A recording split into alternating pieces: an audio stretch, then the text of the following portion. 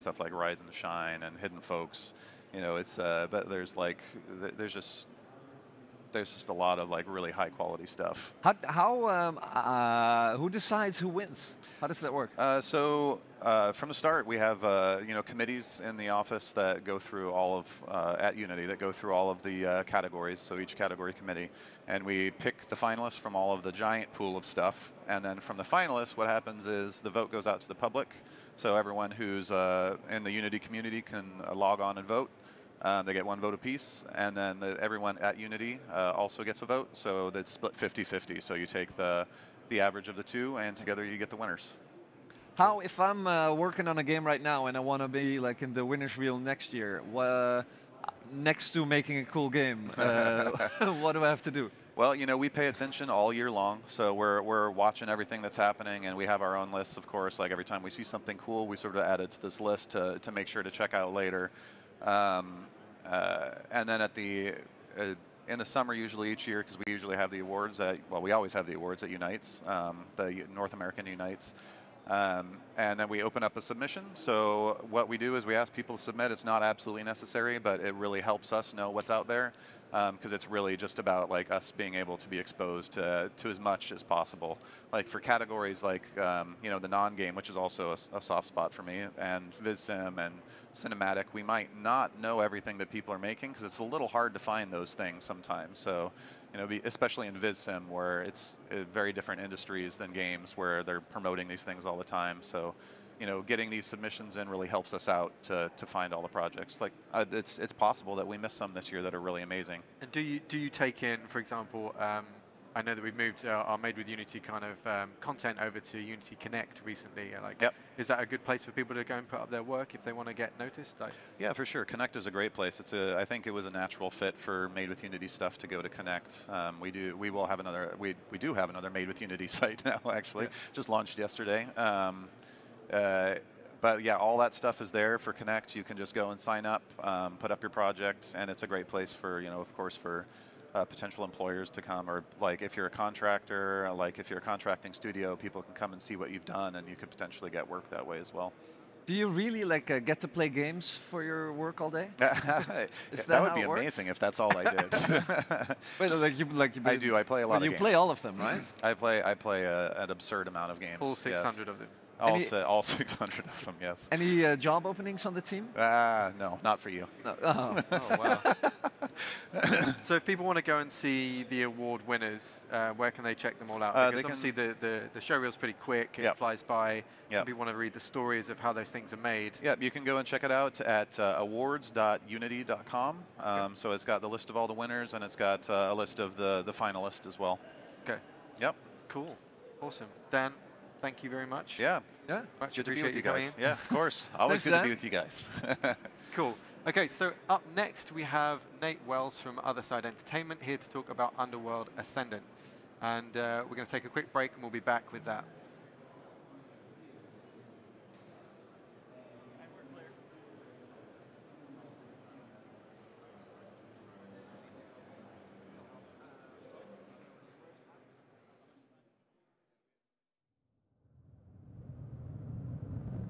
The Stygian Abyss.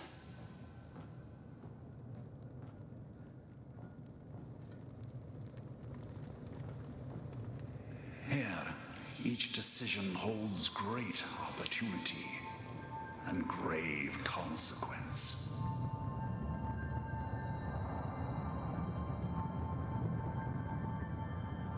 To survive, you must be clever, capable, creative. Consider.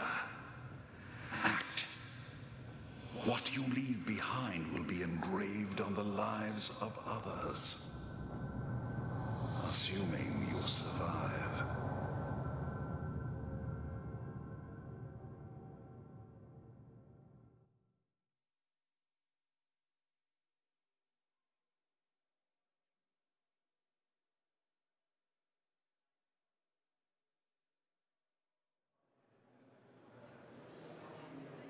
And we're back at Unite Austin Live. Thank you for joining us. We're here with Nate Wells, the art director from Otherside Entertainment, and he's here to talk about Underworld Ascendant. Welcome. Thanks, Nate. Thanks. Hey, Nate. Hey. So, Underworld, tell us about the history of the franchise. Like, where does it all come from? Well, it goes back about 25 years to Looking Glass Studios, and the founder of Otherside, our company now, Paul Narath, worked on the game Ultima Underworld. Yeah. Which was a branch off of the Ultima series, and was really one of the first 3D immersive sims that ever really existed. It was the first time that you had not only a 3D environment, but also the introduction of class building, character building, skill building, all the sort of concepts that we see carried through into modern immersive sims. A lot of them were really born there. Right. Yeah. So what differentiates an immersive sim for people who don't know that term? I think Warren Spector, who's another one of the heads of the company and runs the Austin office, said that immersion and immersive sim is a game that gets out of your way and really lets you do what you want to do. For me, it's really about giving the player a set of tools, and then as much as possible leaving them to understand those tools and then reason them out in a world that has observable behaviors and objects that behave in a way that's expected, and then to use those combinatorially to solve problems without the game giving a lot of urging. So you think a lot about intuitive design and presenting a problem space that people can just feel their way out. Absolutely. Our goal is to sort of clearly present this world that behaves in a certain way, with creatures that behave in a certain way, then have certain relationships to the environment, to the player, to the spells that the player casts. And then through trial and error, the player is doing problem solving dynamically. Okay. And with Ascendant, you're doing a modern take, because obviously it's a modern engine, but what makes that different from the previous approach to gameplay? I think it's the most similar in that you were given tools in Ultima Underworld that you would pick up, combine, use in different ways. There was a lot of trial and error, testing things, throwing things, lighting things on fire. So, the first thing we had to do was support all of that. I think now we have the benefit, obviously the benefit of being able to create levels that aren't completely flat. Although Ultima Underworld was one of the first sort of hallway shooters that had multiple tier levels. Now we're obviously able to do much more interesting things. We're able to create battle spaces that have a lot of dynamic entries, positions for player to observe AI behavior, observe where their resources are, and then be able to make tactical choices on how they're going to tackle the problem. Okay, so is it a designed linear experience, or are you expecting people to kind of feel it out? Is there procedural elements? How does it? We want as much as possible for people to feel it out themselves. We don't want there to be a lot of hand-holding. We want to limit training to just what you need to know. Yep. And I think it's, we've seen this already in early testing, even though we're still pre-alpha. We've put it in front of people, and they've come up with solutions that we had absolutely no idea. And they work. Yeah, and they work, and no way to predict them. An example is, we created this first level, which you can see here. We have the show, and we gave it to people. And the idea was you would go through this space, and you would sort of, run into these AIs and fight them, and find different ways through the level, and finally you'd arrive at the goal. And we gave it to a tester, and he realized that by using the gravitate spell, he could take 5 crates and put them together into a bridge and just walk to the end. Nice. And for us, that's a completely legitimate solution. Yeah. We're not going to go in and nerf that. Yeah. We want to support that. And our other goal, our high-level goal, is when you do something like that, we're watching, and we reward you for it. You mean the game code is watching? Yeah, we're watching for, are you using innovative solutions? Are you, how many different systems are you engaging to solve a problem? And this is something that's underway. It's, it's a pretty complex system, but it is essentially a judge that looks at your performance and grades it and gives you an overall score. And, part of that for us is so whoever did the 5 crates in a row, they earn some good points. If everything works properly, they're going to get a ton of points for that. And for us, that also leads into hopefully an active community of people sharing their solutions. For sure. And we think a solution like that would get voted up really quickly, and we want to actually take that system, the act of sharing, the act of your video becoming popular to feed back into the game as well. So those are all sort of new things that we're trying that none of us have done in games before. Most of us have been making games for 2 decades. So how do you feel about like the concept of Let's Plays and obviously people being able to see solutions that other people are stumbling upon? Like, do you think that like is kind of oversharing? Does that drive you to make a more of an immersive sim? Well, so it can be. And I worked on BioShock Infinite, The Last of Us, the latest Tomb Raider, all those games.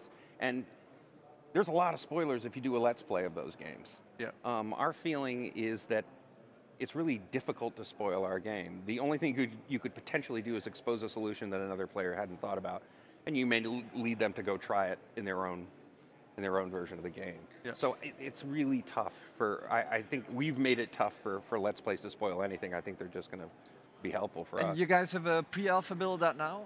What's that? You guys have a pre-alpha build out on the show here behind us, yes, right? we do. And for those of people at home watching now, where can they go and check out the game if they're not at Unite Austin? I think the best place would be to go to our website, OthersideEntertainment.com. Awesome. Okay.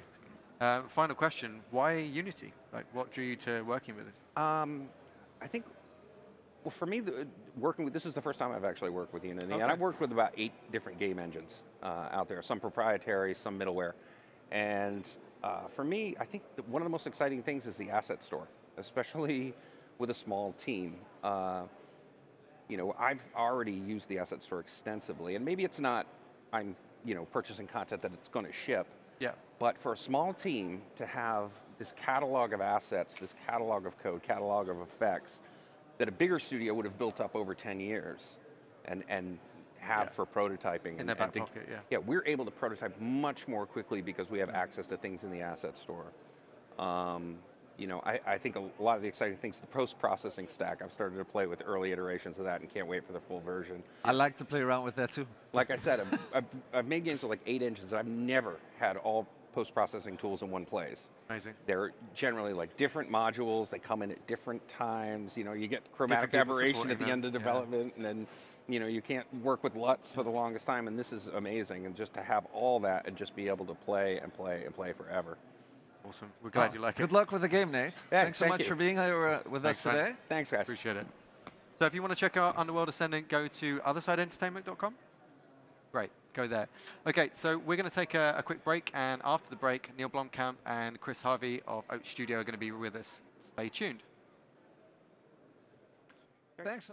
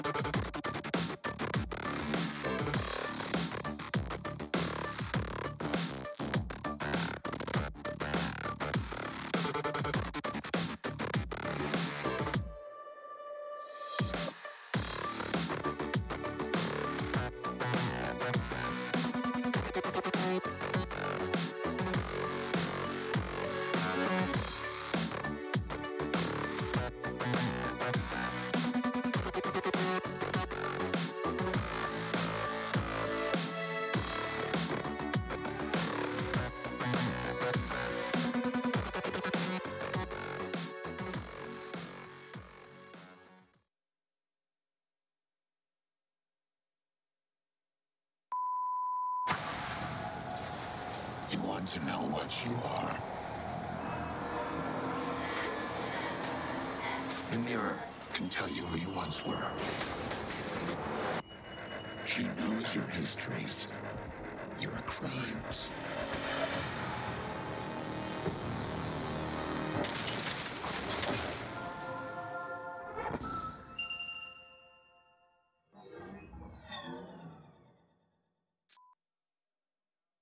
And we're back at Unite Live Austin. Welcome. If you've just joined us, we're here for 2 hours talking with various people who are here and giving you a taste of what it's like to be at Unite Live, at Unite Austin even. So we're here with Neill and Chris from Oats Studio. Guys, welcome. Thank you for being with us. Thanks, man. Yeah. Thanks. So, I mean, so much to talk about. Right. You unveiled Adam the Mirror last night. Yeah. I don't know where to start, really. I mean, what first drew you to that as a property? You know, when you saw the first Adam demo that we put out, what did you like about it? Well, I mean, inside Oats, you know, we are trying to build this weird experimental studio that messes with ideas in technology and as well as ideas in different sort of short-form ways of telling stories. So real-time has been something that's been interesting to us for quite a while.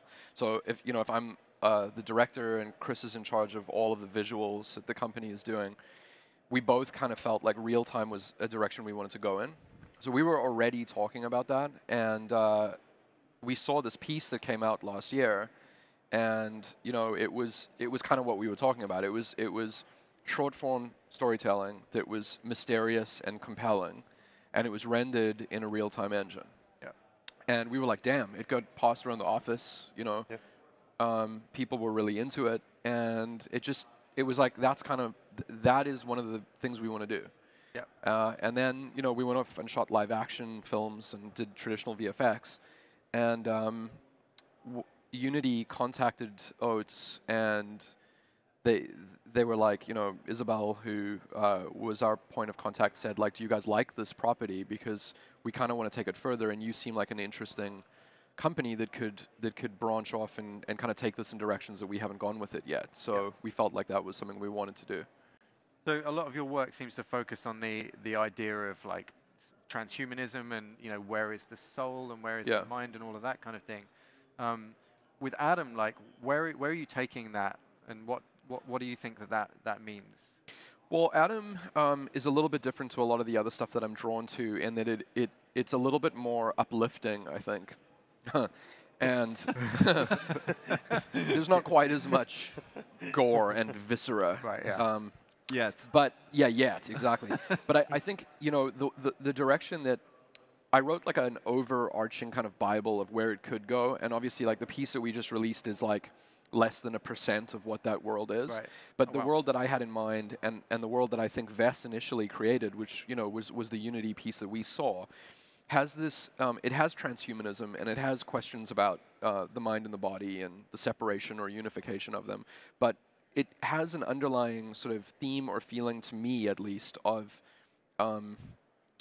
a positive, something positive, like ascension or transhumanism being viewed in a positive light. Right. And so that was the direction that I went off with it in. And it's a little bit more, I don't know, Star Warsian than anything that I've worked on before, at least in the grander story that hasn't been released yet. How how real time is it? Like, you guys don't need it to run at 60 FPS, right? It's 30, I think. It's 30. Yeah. Oh, Right like now. that real time? Yeah, Yeah. like actual real time. Yeah. Like No, does- it's legit real time. I mean, it's a GTX 1080 on a gaming computer running at 30 FPS. and mean, like, something- it's the difference from like 10 FPS to 30 FPS. Is that a big deal if you make a movie? No. Well, you can't drop it beneath 24, really, though. I mean, it isn't for, like, if you were just doing an offline, quote-unquote, render with it, like using it like an offline render, it would make no difference. I mean, even if you're rendering a frame every second, it's infinitely faster than traditional rendering. Right. But we don't just want to do that. We want to push the envelope so that it is actually real time for, you know, a variety of different potential reasons. I mean, there are various reasons to have that happen. Like, for instance, we do have our own motion capture stage. Yeah. So we want to eventually get Unity running to the point where Adam looks the way that it does on our monitors, on our virtual camera, on our mocap stage, which is where, and this is the really interesting part with filmmaking in this kind of technology, you can almost at that point start running into like these happy accidents that you would get filming a real film, right? So the director of photography would be telling one of the A or B camera operators to like run over to the back of the set because the sun is setting and it's a really beautiful shot. Like, let's roll on that, you know? And if you're in a gray motion capture volume, that kind of thinking is not part of the dialogue. But if it's virtual and it's like it's borderline photoreal, everything about the way that you film it changes. You actually adjust because you're in a real environment, and so that makes it be. There's a necessity for it to be real time. So 10 FPS or 5 FPS, it's not going to yield that kind of result. Gotcha. Yeah. Gotcha. So are you foreseeing a future where, so I know, for example, in the sequel to the Mirror, you seem to have the set of that, what was it, an abandoned mine? Yeah, it was an abandoned mine. Yeah, so like, do you foresee a future where you are taking photogrammetry of that and then working on that set with actors and real time? Yeah, we did That's that. exactly what we did. That's what we did. Amazing. Yeah. So what we did was we scanned this mine. Scan, that just means like taking a lot of pictures? Yeah, we took 35,000 photos probably of that mine site and then rebuilt it virtually using photogrammetry software. Yeah, and we also had a drone just doing waypoints, and so we had lots of different angles, and then Chris extrapolated a 3D mesh out of that data.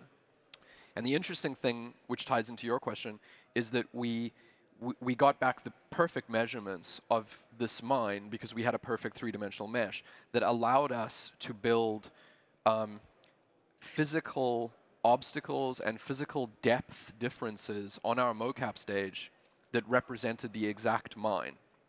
So there's a scene in the next film where the actors walk down over rough terrain, maybe 3 meters of descent. And there was no universe in which we would have built our motion capture stage to be raised and lowered if we weren't matching it to a real environment. So you just, like in the mocap studio, you rebuild bits and pieces from the mine. Yeah, exactly. we loaded a lower resolution mesh of the mine into the mocap volume, and then with the virtual camera, we could look around and was like, okay, there's a rock there. Let's build up some sandbags, and there's like a dip in the ground That's like here, literally a guy. Yeah, the production designer literally stood next to Chris, and Chris used the virtual camera and told him where bigger and smaller rocks were. And then the virtual camera, that's like a tablet or an iPad where you can. It's kind of a shoulder-mounted. It's a shoulder-mounted. I think they're simulating the sort of dimensions of a handheld Alexa or a Red camera. Yeah. And then with just an HD screen and a bunch of markers, and it knows where it is in 3D space. Yeah. And it's cool because then when the actors walk that terrain, they get a very naturalistic movement. It's not like they're just walking on some flat surface that you then try to adjust later. They literally are walking over the bumps, and they get the right body motion, and it's just that much more believable. Amazing. So how do you guys feel about mixing real time and actual plates at some point? Like, is that something you want to go back to? Because obviously with your features that you've done, it's all pre-rendered, put into a plate. Like, how does that figure together? It does factor in, and like Chris and I do talk about that. But I think for me personally, I mean, when you film a traditional feature film and you're using your Alexa camera and you're on set with like 100 crew members, the room for sort of using real time to its full extent, I think, is kind of gone to some degree because you know why you're on set and you know what you're doing. Yeah.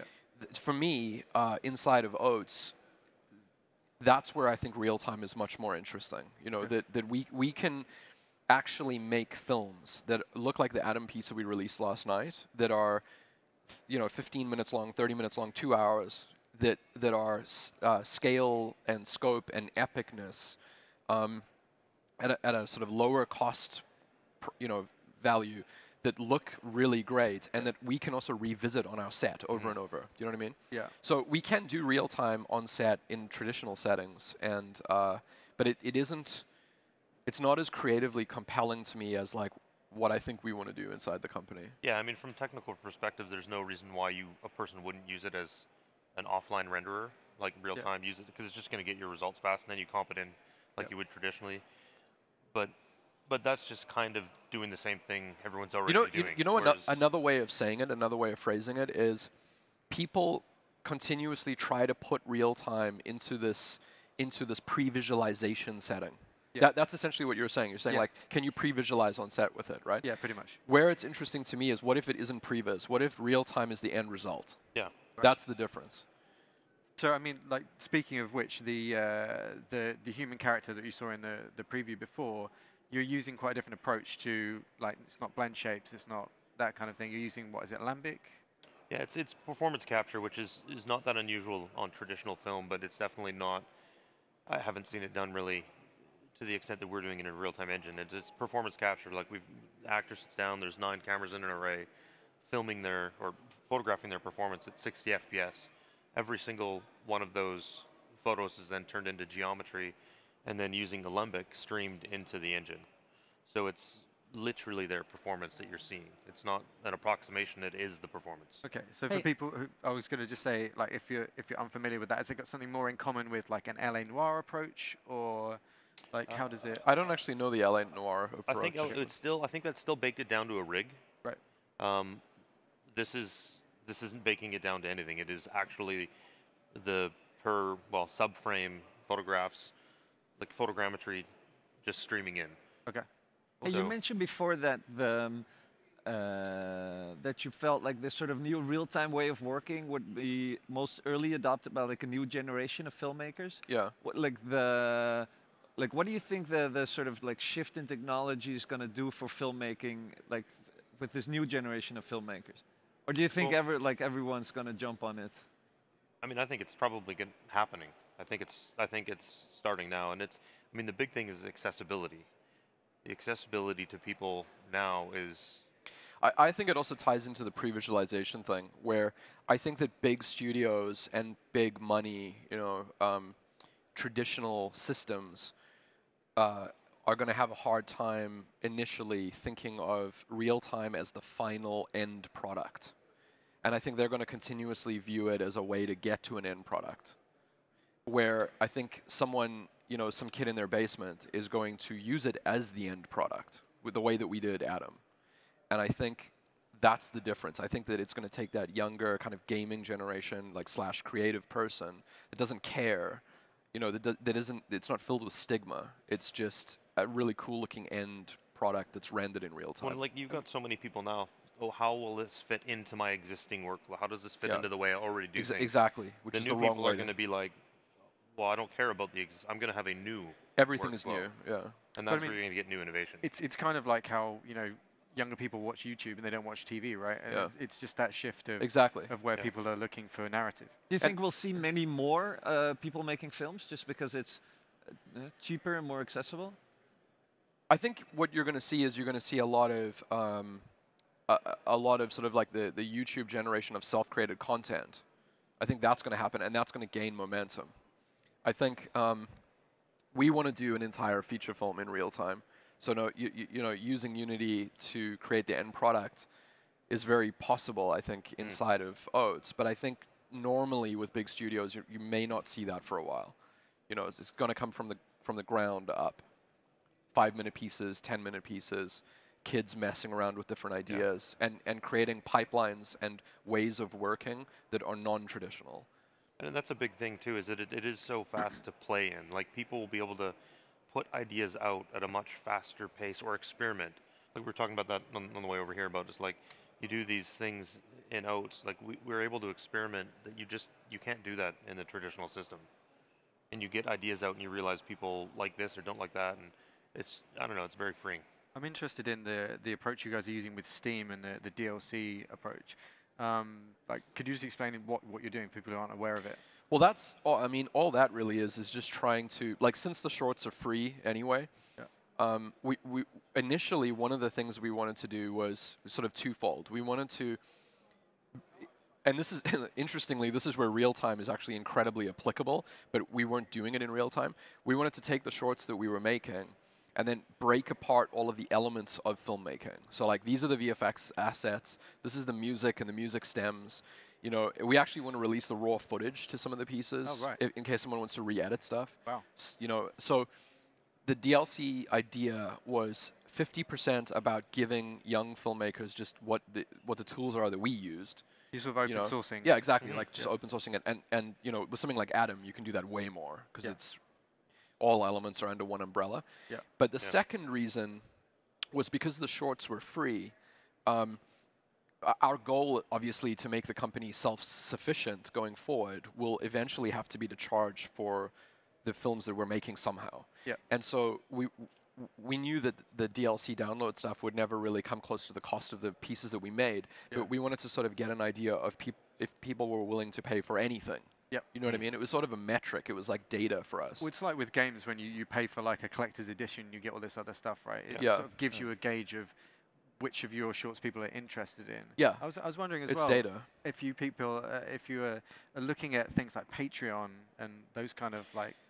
Not really. I mean, Patreon, you know, I just, the dollar per minute ratio of what we're producing, I just think it's just so much more expensive than, like, I don't think Patreon can support what we're doing. I think, unfortunately, I mean, I wish it could, but. And it sort of ties you to like a regular turnover Yeah. as well. It's not I also, being beholden, you know, to have to do stuff is also quite dangerous because we could just go offline for a while and do R&D on something, or you know, spend a year writing or developing something, and the audience may feel like we've let them down. Yeah. So at some point, I guess eventually we'll have to figure out a way to sell something that pays for the rest of the party. Cool. Okay, so we've just seen the mirror, the final third. Well, I don't want to say final. The third part of the Atom saga. Like, when's that Hopefully coming it's up? not final. Yeah. In a month. Okay, cool. Yeah. And so that's just gonna be on the Oats YouTube channel, right? Yeah, same thing. Cool. So if you want to see it, go and check out on the Oats YouTube channel. I have one more request of you guys. Okay. Because I'm a nerd. All right. I wanted to ask you to sign something for me because I'm a big fanboy. So I got you this good cat food, and I wonder if you'd both sign it for me. That's awesome. Yeah, man. That's the good stuff. Okay, yeah, no, this one's really good. It's going to be really confusing for a lot of people, but for those people, then that's a shame. Hey, thanks so much for being with us. Thank you guys. Thank you. Yeah, today. thank you, man. It's incredible for us to see, you know, after having been such a big part of democratizing game hilarious. development, to Here you go, see Chris, as film well. people, to see film people adopting Unity, and we can't wait to see where you take it. Yeah, well, thank you, and I hope people watching it, you know, enjoy looking at something in real time. So, thanks, guys. Thanks, man. Thanks for Yeah, coming on. cheers. Thanks, man. My pleasure. Yeah, thank you. Thank you, guys. Okay, so we're going to take a quick break, and after the break, we have Jules Urbach from OTOY to talk about the Octane renderer, so stay tuned for that.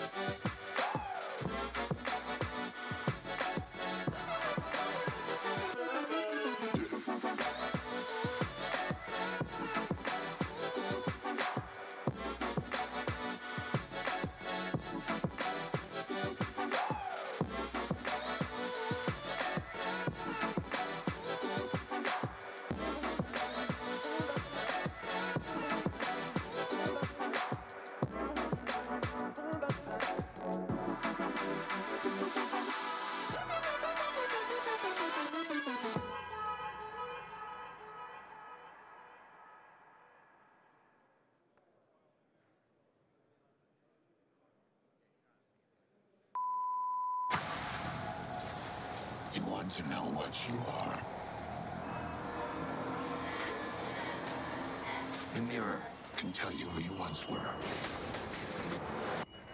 She knows your histories, your crimes.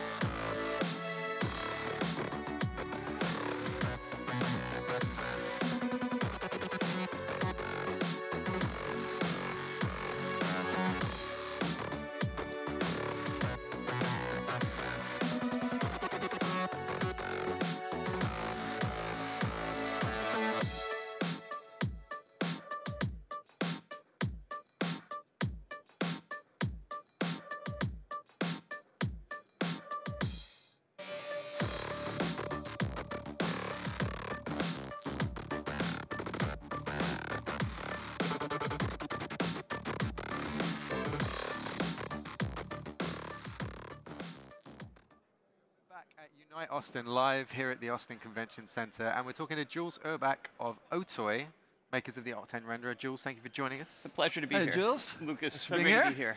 So you guys know each other already. Oh yes, We do. met. Old friends. So tell us a bit about Octane renderer.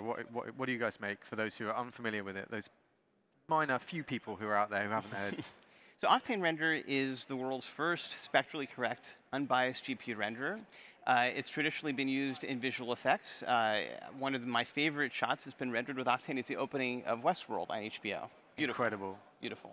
But today, millions of Unity users can use Octane, the same exact Octane that's been used for movies and visual effects inside of Unity. That launched with Unity 2017.1 at SIGGRAPH, and today we are launching a second update, which has some very exciting features. Actually today? Today, this morning. So, so what got added in this update? So we've added support for play mode, so you can now use Octane when you're running in game mode, which a lot of users requested. Cool. We've also updated Octane to support live GPU baking, and it is wicked fast. So on my laptop, I was baking, it's not even progressive, it's instantaneous. So the entire scene, all the GI is baked in about 2 seconds while I'm running the live scene, and this goes into the rendered texture, and it goes right back into the scene, and it's amazing.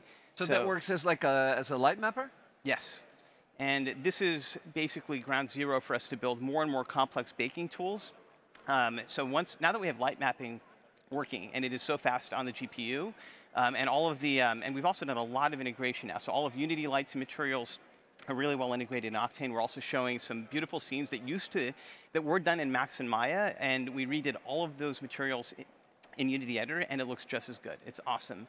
So now you can bake those scenes into light maps, and shortly after that, we're going to be adding light-filled baking, which is a volumetric point cloud ray tracer that is pre-computing all of the complexity of the cinematic scene, and you can load that back into Unity, which I just showed at our presentation today, and it runs in real time in VR or AR. Oh. So let me try to summarize that. So there's a few different parts. One is where you make a scene in Unity and you let Octane render it. Yes. Which takes a few seconds, gets better over time, and it makes really pretty pictures. Yes. That's one part, and then the second part that you're working on now is having Octane actually render the light maps.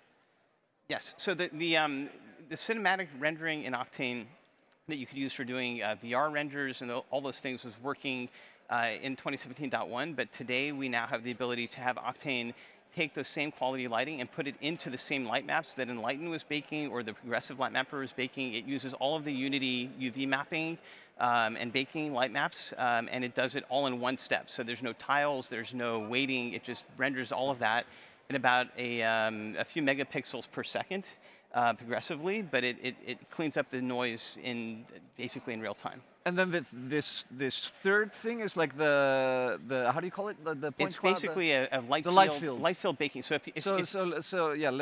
so lighting is one of the things people are used to baking because lighting is complex. But if you have a forest that has 100 trillion triangles, you can't render that in OpenGL. It's hard to render that with instancing. So in this case, you can just have Octane take that forest, and instead of baking just the lights into a texture, it'll bake all of the geometry into a holographic texture. And Unity will get back a proxy, a cube, and it'll do a ray trace into that bounding volume, and it'll just look perfect. It'll look just like the Octane ray tracer, but in the live game mode. And is that what you use for VR a lot? Yes. So like VR, like all your VR demos. All the good VR demos where we show light-filled rendering is. The intent of that was always to hook this up to Unity and to give people the tools to generate that, whether it's coming from Unity or they import it from other tools. But either way, Unity is where you can create all the mechanics. You can script all of this with C#, and you can mix and match that with anything that you can run inside of Unity's real-time viewports. So we were showing today that you can take Unity assets and blend them with light-filled pre-computed assets. And we're going to have the ability for those to be generated locally, just like a normal light map. And then we're also going to have the cloud service, which allows you to use thousands of GPUs on the cloud to generate super high quality quiescent light fields, which are basically then streamed in. So you have these two different quality settings. Hey, and if people wanna learn more about this or like play around with it, like can they get a build? How Yeah, do you get started? If you go to the asset store and download any samples that have Octane in it, that are Octane scenes, you'll just get everything you need. After that, you'll be able to So I go to the store, I search for Octane, and then a list of stuff comes out. And a great tutorial, forums, everything, unity.otoy.com. Cool. So we also heard about the render token thing. Can you tell us a little bit about how that works? So the cloud service that I was just referring to currently runs on GPUs that are scattered on the public cloud like Amazon, Google, our own data centers. Sure. There's not enough of them, especially when we're rendering light fields. We need a lot more. And we ran out, and we're so the idea is Amazon didn't have enough service no one for does. you. It's like, you know, we have Eric Schmidt on the board of advisors, not enough GPUs on Google Compute either. So the crazy thing is that there's a lot of people mining Ethereum on GPUs. In fact, we started to notice Octane customers couldn't get a GPU. So we're flipping this around. If you basically fulfill render work like we do through our public cloud service, you can get an Ethereum token, and that will pay more than Ethereum itself for mining. So therefore, people will be motivated to do rendering work, and that means we'll have a lot more GPUs, at least or better than the cost that we have today. And that'll be awesome for Unity users. So anyone that has like a badass GPU, they can... Or even an old GPU. They can sort of just be freelancing and rendering other people's scenes and getting Ethereum tokens for it. Yep. So where do you see, you know, we're talking to Neill and Chris from Oats just now. Where do you see the kind of future of this tech going? Is it into games? Is it into film as well? Obviously, you know, Octane's used for Westworld. Yeah. You know, do you see people coming to a product like Unity to be making like features? Like, how do you see that? Well, you're going to be making films in Unity. I think that's so clear, and I love what Neill's doing because I think that proves the point that the tools of the future for doing cinematic content are going to be game engines. And the reason why is that I think every filmmaker that I've worked with, and I don't think Neill is any exception to this, is thinking about volumetric content. And it's not just VR, it's AR, it's the fact that hundreds of millions of phones can give you an experience that's spatial. And it's not even about the interactivity, it's just being able to experience these objects, these scenes, these experiences in this volumetric way. You know, we're agnostic to whether it's an HMD, a VR, a light-filled holographic wall, but I think the creators of this content want to have the tools to be able to spit out volumetric experiences. And I think linear content is still how you tell stories, even if it's got a different dimension of experience. And I love what Neill's done with Atom. I think it's incredible, and I think, you know, one of the things I want to support is for filmmakers like him to be able to publish holographic volumetric streams that are just like video is today, but with all the things you saw in that Atom live real-time video. It's incredible. So that means like you would render out like you could render out like an Atom scene like that in the light field in VR. Yeah, so he and I were actually just talking about it, and we were looking like, well, what is baked in this thing? What do we need to put in the near field dynamic viewer? But either way, anything that you can render in Unity, you can render in Octane. Anything that Octane can render can be traced into a holographic light field cube, and that can be streamed, and it can even be non-buffered. You can just get a 2 to 20 megabit connection and just pull it in volumetrically. Awesome. Oh, that's great. I'm really interested to see what you guys are going to come up with. So if people want to get started, it's unity.otoy.com that has tutorials. Everything that you need to get started, links to the only thing you really need is like Unity and the OTOY plugin, and you're ready to go. You don't even need the OTOY plugin. It's like there's nothing to download. It's all, you know, the work that we did with you guys was to basically get it so that Octane is just bootstrapped inside of Unity Editor. Awesome. And you just need one asset, and that's it. And then you're good to go. Oh, great. Thanks a lot, Jules. My pleasure, Lucas. Thanks. Have a good flight home. Thank you. Cool. Okay, so we're going to take a quick break, and after the break, we're going to have Brett Bibby, our VP of Engineering, here to talk about the world of Unity, where we're going with all of this stuff, and we'll see you then.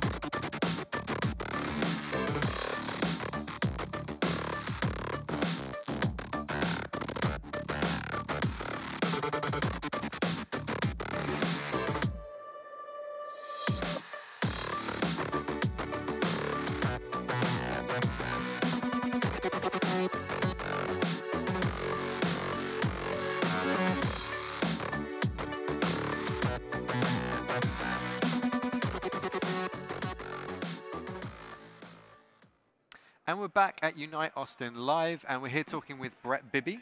Brett, who are you, and what are you doing here? Who am I? Oh my God. Let's not go too deep on that one. Yeah, well, VP Engineering, that's a fancy title, but it's basically head of engineering, meaning the product that we all know and love. It's, and Clive on stage had that 500 people make Unity. Yeah. Well, that's our team. That's what we do. Cool. Based in Copenhagen, and that's where it all started. And you guys have been with the company a long time too. So. Yeah.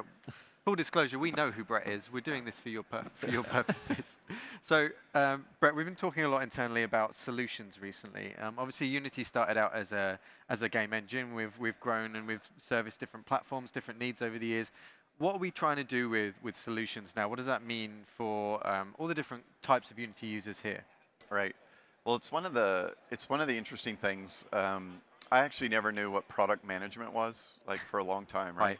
And it's like, no, I mean, it's like you think, oh, product managers, what do they do? What do they do? And I mean, if Unity, you go back, and I mean, certainly Lucas has been here a long time. I mean, in the old days, we had a product, some users used it, we went into the forums, and somebody's like, hey, I'm having an issue with X. And then we'd be like, oh, I can fix that, fix it here you go, here's a link, and you would just download it straight away. Yeah. And I think that we were super aligned with our customers, right? Because we normally hired people from game industry or people that were at least very familiar with it, and they would come into Unity, put in their know-how into the product, which is what really helped democratize development and drive it forward. Well, fast forward, nowadays we have 30 plus platforms. We have almost 500,000 projects being edited with Unity in a given month.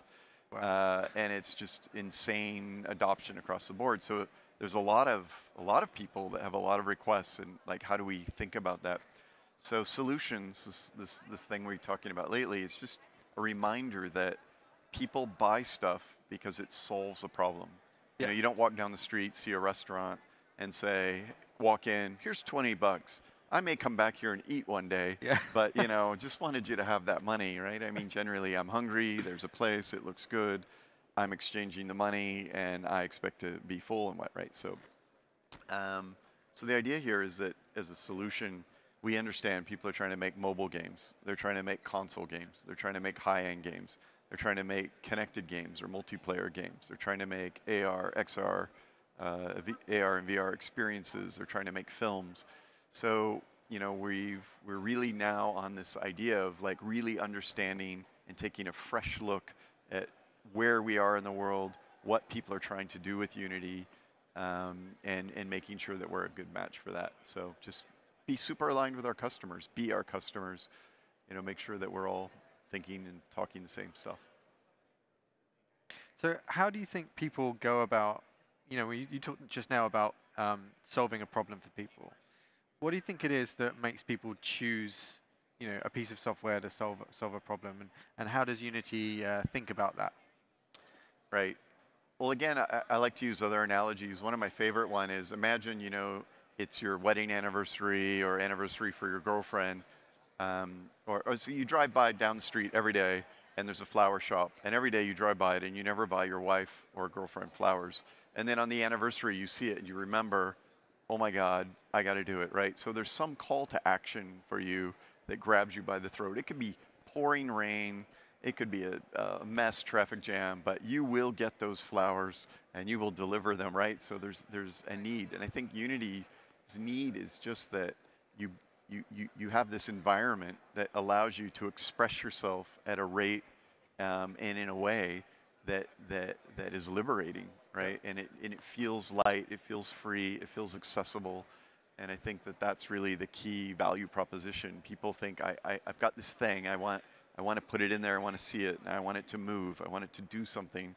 Yep. And Lucas demonstrated that neon demo yesterday that Ves put together, and I'm like, that's awesome. Yeah. We should talk about, sorry, as like as a solution as well. I think one of the things that we also need to realize is that Unity is a solution just for enthusiast development. Yeah. I saw that neon for the first time yesterday as well. I was so excited. I mean, I'm like, I've been making games for 30 years. My wife makes games. She's a producer on Hitman. Hi, honey. And my daughters play more games than I should probably allow. I'm not going to win any Parent of the Year awards. Hi, Harmony Bianca. And the thing is that I think as a solution, Unity is also that. It's a place where you go and you just experiment with ideas. It's funny you say that. Like lately, I've been working at Unity at some like non-user facing stuff, and I was sitting backstage with Adam, sort of like working on his, looking at his camera shots and figuring out, and we were just.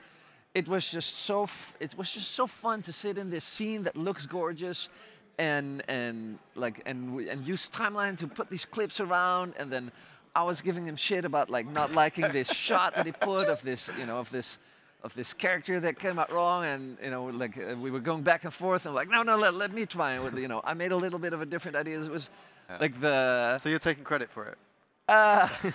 You know what the best part was though, is that you talked about Neon. Let's take a look, and we expect boom, and when we flip in, we see the scene that we all see. It's just some assets that are textured, lit kind of generically. But then within like a couple of minutes, you realize I can do this too, right? This is like, and then the fact that they had the tanks and the spaceship as the ceiling. I mean, that's awesome. But it's I like that you call it like enthusiastic development. Like yesterday was like we were preparing for the keynote, but like it was all long done, and we were just rolling on for another hour because we were just having. Like we were just having fun with it. I love that part. And so that's the outcome. Yeah. And I guess bringing it full circle, then a solution. I think Unity as a solution for creative expression it's like is a sketchpad, right? Is also a solution. Yeah. And we have to recognize, like many people now put food on the table using Unity, and we have a responsibility. And I know both of you as well as me and everyone at Unity works really hard to be sure that Unity delivers, that success for developers. But I also think we need to also bring in this concept of just fun again, creative expression. Yeah. So just about to kind of tie up the whole solutions thing, like, where do you see us like looking at other markets? Like, are Unity going to address different things that you've seen us talk about in the past, like automotive or any of those kind of things? Yeah, I mean, it's a great question. I think Unity is not something that you sell into a studio or sell into a company. Yeah. I mean, the pattern is generally, even at the largest game companies, it starts being used by a designer or producer who just want to build something great for consumers. And then it ends up with somebody going, what is all this tool everybody is using, and this platform inside the company? And then they call us or we call them, and then they adopt Unity. We're finding the same thing. I mean, people are successful in automotive and in architectural visualization and other industries in spite of us, not because of us. Yep. Probably we could do a few things to make it a little less spiteful for those people as well. Okay, so last question, because I'm sure everybody's wondering, like, you saw some amazing stuff from Joachim last night. Like, what's the thing you're most excited about that we're working on that's coming in 2018? I know it's a tough question. Oh my gosh, that is a really tough question. I think for me it's the confluence of things. I mean, there's going to be a place where programmers, deep programmer experience.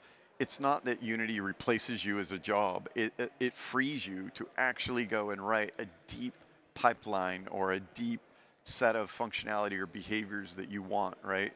And then through visual scripting and other things that's coming, to be able to like put those blocks in the hands of designers, and then know that could end up being, with all these other technologies, the most performant thing that could possibly work, something more than I could write myself. Yeah, exactly. as a small team.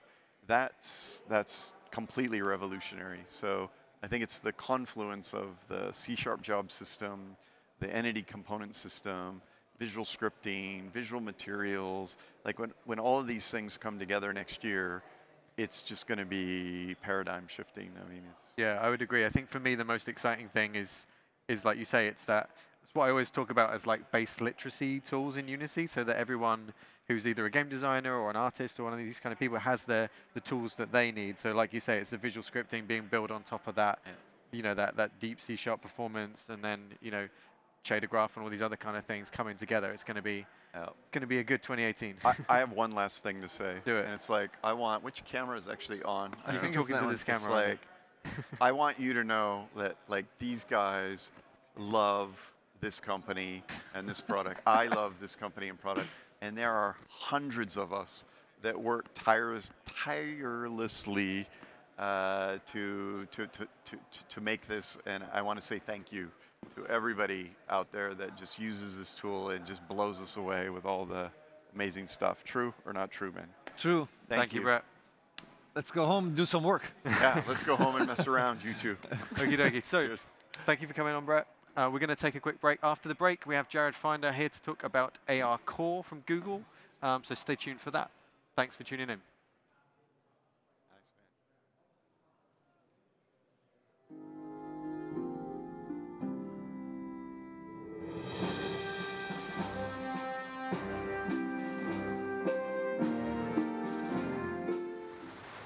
Hi, I'm Joshua Kinney, the Game Development Curriculum Manager for Pluralsight and the creative director behind our game, Swords and Shovels.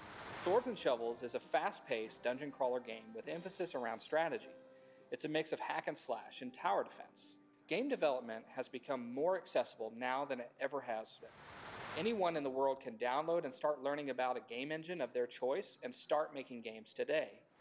Now, through these courses, you will learn the core fundamentals of creating games, whether that be game art, game design, or game programming. I hope to see you there. Keep learning, keep growing, and most of all, have fun doing it.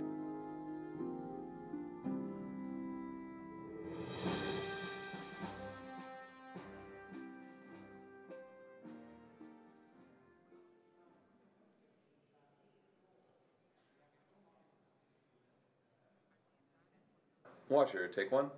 Phones on silent, please. Why I create is a kind of a great question. Why do I create?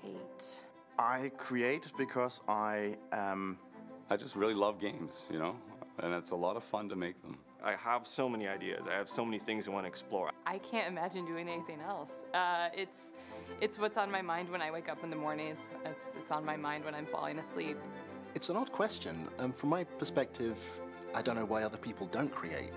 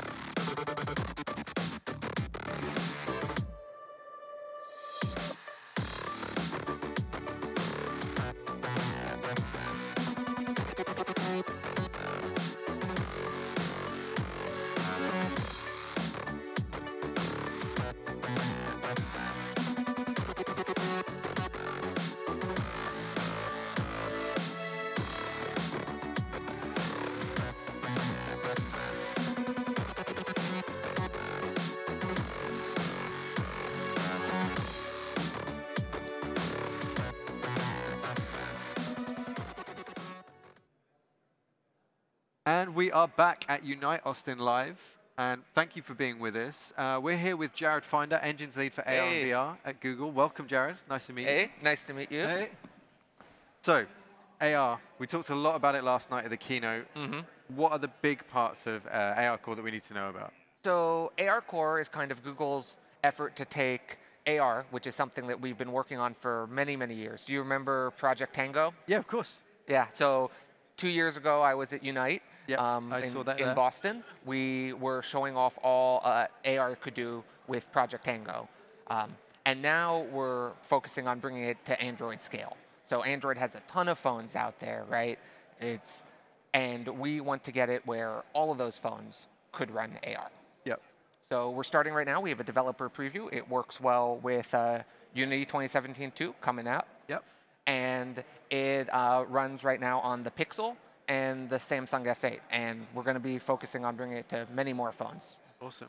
So what's the actual, I mean, for people who've used Tango, I mean, I played around with Tango at Boston as well. What's the delta between like where the tech was then and where it's getting to now? Right, the big thing is that we don't have any dedicated hardware, so we can run conceivably on any phone that we can make sure it works well.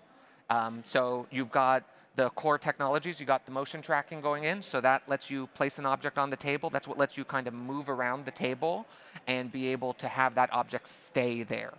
And we've also got a plane estimation, so we can actually know here's the surface of the table, it comes out to here, we give you a boundary polygon. Yep. So that polygon lets you know, like, for any kind of arbitrary, it could work for a hexagon table, for a rectangular table, what the actual boundary is, so you can make sure you're placing things on the table and not floating in space. Yeah.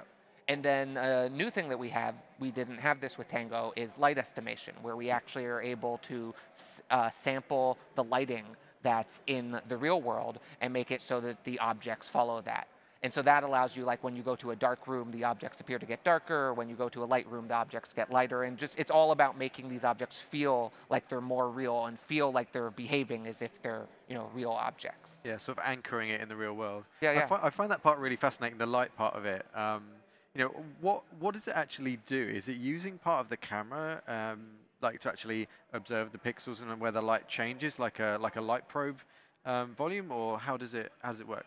So it's, I'm not going to tell you all without, the secret Without sauce. getting into like my PhD. I could talk about the engineering side of things where it does all this special math, but basically what it's doing is that it looks at the camera image and it's able to modulate the existing lights that, so they behave the same way along with the camera. And like the hard part about that is that the camera actually has a lot of auto adjustment that it's doing to make sure that the images look best for when you're seeing like the actual pictures. And so we have to work in lockstep with that. If we're a frame behind, you'll see it'll look like a flash.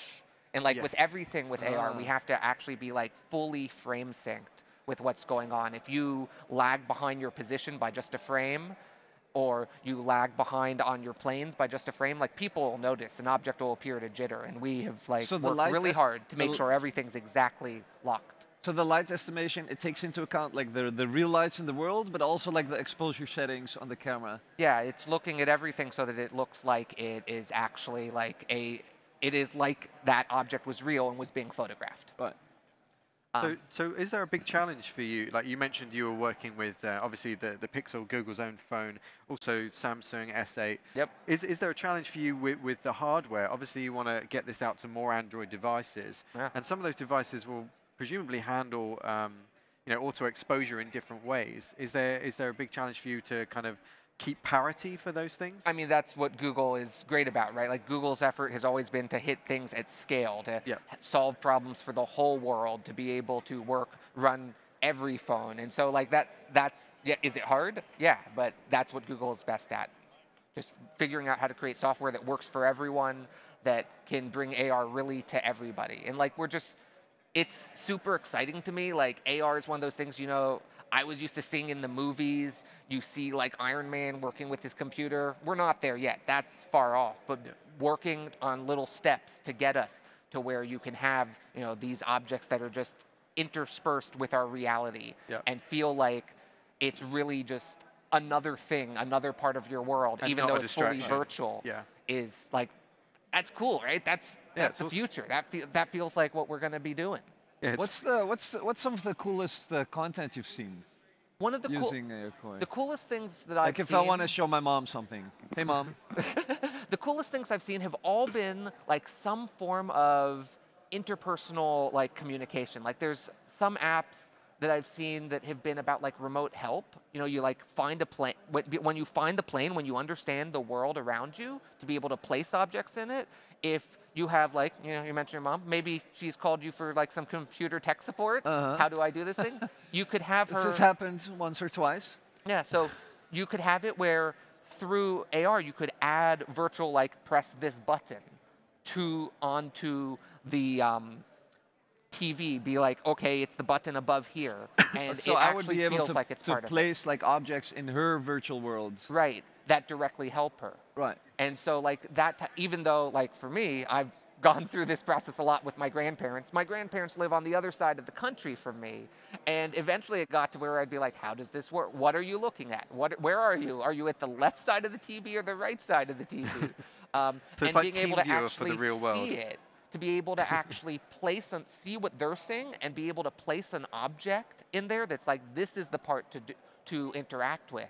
that type of intercommunication, like that's where I feel like AR is just like huge. And it has a thing where it brings it, is the potential to just be able to like transcend like these, you know, physical spaces. The fact that we're so far apart, we can still interact with each other in this, right, admittedly small helping people over the phone way, but that's the power of it being, of taking the virtual world.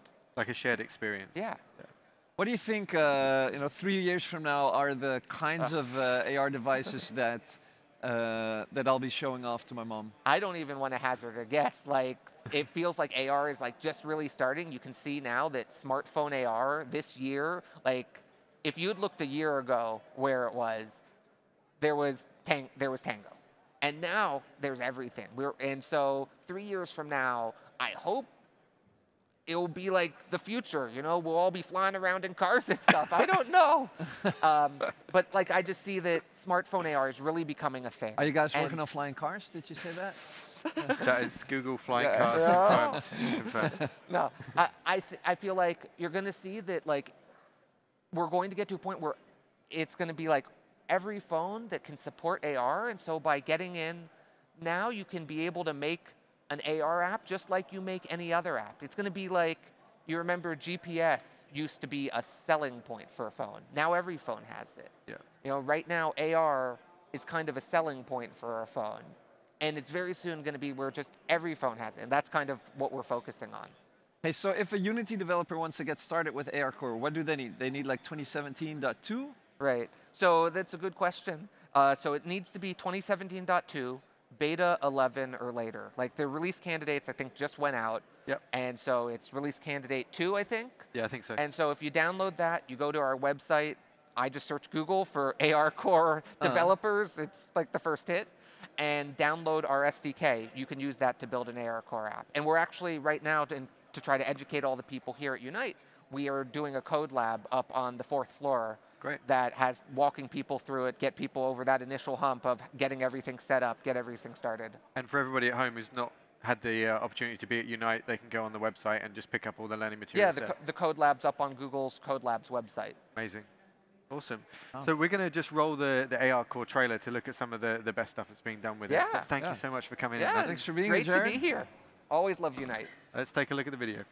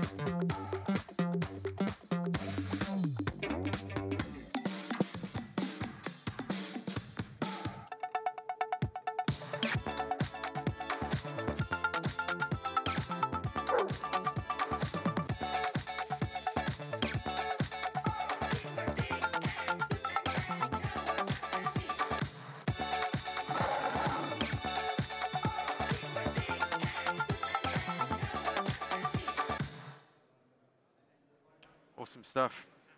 Cool. Well, thank you so much for being with us. Yeah. And we're going to take a short break. After the break... Oh, sorry.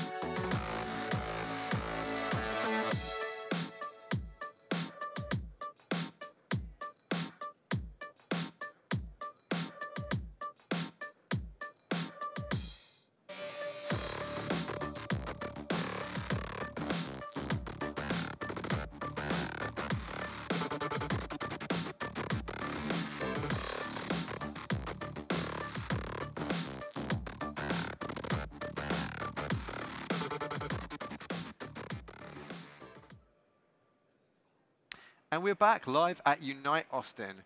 Thank you for joining us. If you're watching on Facebook or YouTube, it's great to have you with us. We're here at Unite Austin. I'm Will, and this is Lucas. And we're talking with, I have to ask you, is it J Todd, or do I call you Todd? J Todd is what I use professionally to segment off like my social media life. There was a point in time when I had too many people from my games like commenting on kid pictures, like my family pictures and stuff. So it got weird. And my wife was like, you need to figure this out. So that was my way to figure it out. J Todd is professional, Todd is just me. Okay. So, but in real life, you can just call me Todd. Okay, so we're here with Todd and with Mike, which is a much easier way to... Which he actually just called Mr. Mike. This is getting complicated. In all worlds. But you guys are here to talk about Crowfall. Yes, we are. Okay, so tell us about Crowfall. So Crowfall is a massively multiplayer online game that we kickstarted over 2 years ago now, and had a very successful Kickstarter. We've continued to kind of doing the crowdfunding thing ever since. We're up to about almost 45,000 backers now, around $4 million. So it's been very, very well received. Yeah. And we're working on it. We're in testing now with, I don't know, probably half of those backers having. Right. Well, actually, I think more than half of them now have access to the test. And we're running 24/7 tests now. So. Okay. So Crowfall is a bit different from your standard MMO. I know that much. Yes. Tell me give us the elevator pitch. So the short answer is a standard massively multiplayer game is a static world, meaning that the world really doesn't change based on what the players do. Like I kill a monster, 5 minutes later Mike comes along, same monster is respawned for him to kill. Yeah. I finish a quest and I save a guy from some wolves, and 5 minutes later Mike comes along, he saves the same guy from the same wolves. So that's really a static model, and it works really well for large groups of people.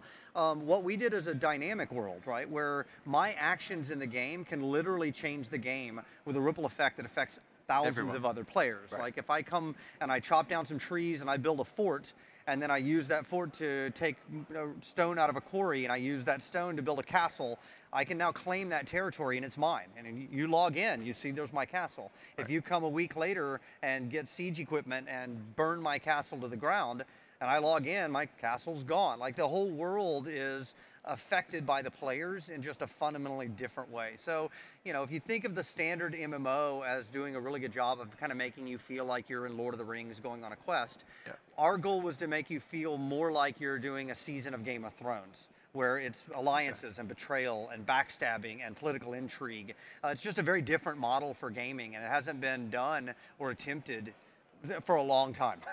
so because you can, affect the world to such a great extent, presumably you can ostensibly win by just being, dominating the whole Absolutely. thing. Okay. Yeah. So yeah, that's the whole thing. Is it's an MMO you can win. So what we're doing is what happens when after you win? Yeah. So you basically it's a great question. You get to take your character and move to a new map. That world actually has a cataclysmic event where the world goes away. So we're constantly populating our game with new worlds that could last for 3 months or 6 months or a year until one team gets so dominant that they basically have won that world, at which point all the players get to leave. They scavenge that world for magic items and resources, and they take their characters and they move on to the next one so that we have a new, fresh map for them to fight over. It also means, like, when you first come in, the map is surrounded by a fog of war. Like, you don't know what could be around the corner. It's just a whole different model for Do you play two maps at the same time? Like, can you be in two of these maps? Not with the same character, but yeah, you can actually participate in multiple. We call them campaign servers, but multiple campaigns at the same time. So, is there a possibility where someone can, become just really, really good at the game, and then they become well known for sort of dominating a lot of campaigns? We hope so. I mean, that's kind of the whole point is for you to be either not just as a combatant, right? You can go for military glory, you can go for economic wealth, you could be the best crafter in the game that everybody knows. You go to this person to get either the best castles made or the best swords or whatever, or you can just be a great politician. Like, you can band together the right mercenary companies and armies and nobles and form an army underneath you, and you can conquer the world without actually picking up a sword. So how many people play like in a single world? We're probably around 10 or 20,000 total, so your population cap is in 2,000. It's kind of my target.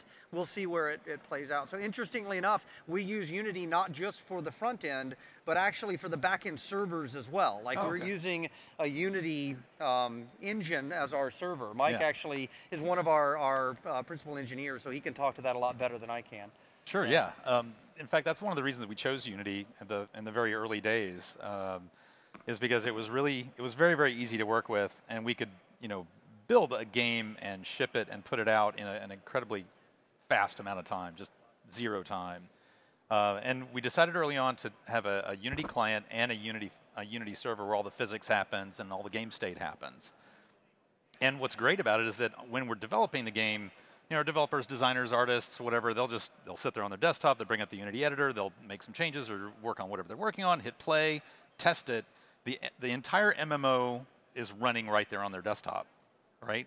And then when we do a build, we split up the client server, we send the server code up to AWS, the client gets installed with Patcher, and it just works really, really well. Yeah, it never had even occurred to me that you could do this, right? Because people think of Unity as the cool graphics, right? Like there's the graphics engine, but we actually basically cut the head off of it. You guys call it a headless server. Yeah, in fact, Unity has a Linux headless server, right? And that, in fact, it was Unity's platform abilities. I mean, in fact, what's funny is that the last job I worked on before I came to work with Todd, I actually ported an iPhone game to the PS4.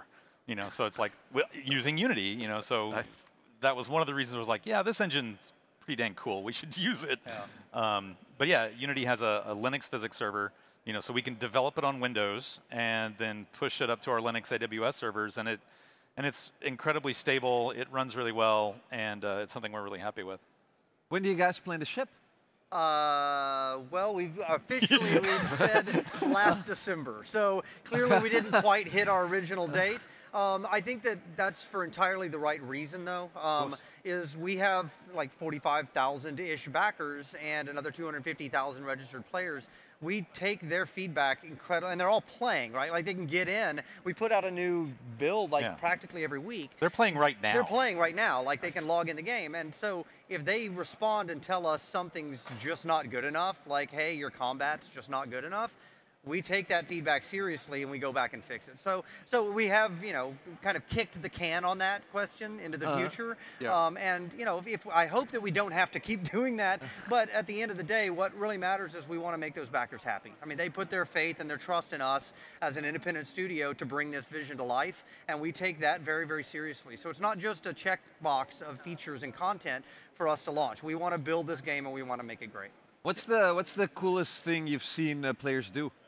So we have a system for, I mentioned earlier, castle building, right? Yeah. Where you can, and literally it's kind of like Lego system where you're snapping together like walls and towers and stuff like that. And, the expectation is they'd come in and they'd put like they'd have a Bailey, Mott and Bailey kind of thing, and they would, build an inner keep and stuff like that. And I logged in one day and somebody had instead basically roped the walls and towers up along the top of a mountain range and created effectively like the Great Wall of China, or like the wall north of Westeros. Like they'd created the wall. Did they win? Well, nobody was fighting in this world, but it was pretty effective, and I didn't know they could do that. Like I didn't know that they could link them up and make it work like that. But you could run along the parapet, all along the top of the mountain, and see for miles. It was really pretty cool. Pretty interesting. Someone should tell the president about this game. He'd love it. Tough crowd. Please don't. Please don't. Where can people go and play the game? Like, what's the quickest way to get involved? Crowfall.com. Like, it's up now. Like, you can go right now to Crowfall.com. Oh, anyone can join the bit? It's a backer thing. We still restrict our access to our backers, but and that's how you guys are kind of looking at monetizing the game going forward, or are you going to shift to just a standard kind of full release? Or yeah, we'll do a normal release. It is a retail product, though. It's not free to play. Yep. And then we have an optional micropayment store for buying things like castle parts and stuff like that. But you can only use those in your personal worlds. You can't use those in the competitive worlds. We don't let any of the store stuff go to the competitive areas. And then there's a monthly VIP membership that you can opt into. It's not mandatory. We hope that players will. And a lot of our backers right now have pre-bought that, so that's really cool. And that's kind of a way to support the game and help us on an ongoing basis. What does that give you? It basically gives you expanded training options. You can train more. It gives you, you kind of cut in line for the queues. It lets you have longer periods of infrequency in your logins, so you don't have to log in as often to update your skill training and things like that. So there's a bunch of inherent benefits, but at the end of the day, it doesn't make you any more powerful or any better. So. Cool. Great. Well, I thought it looked really cool. We have it on, like, it's in the showcase here in the back. Yep. It's crowfall.com. Crowfall.com. People want to check it out. Cool. Go and check it out. Thanks so much for being with us. All right, thank you very much for having us and talking about our games. Get that right. Cool. Thank you for joining us. Thank you. Okay, so we're going to take a short break, and after the break, we have Andrew Parsons from Microsoft to talk about Xbox Live Creator Program. Stay tuned for that. All right.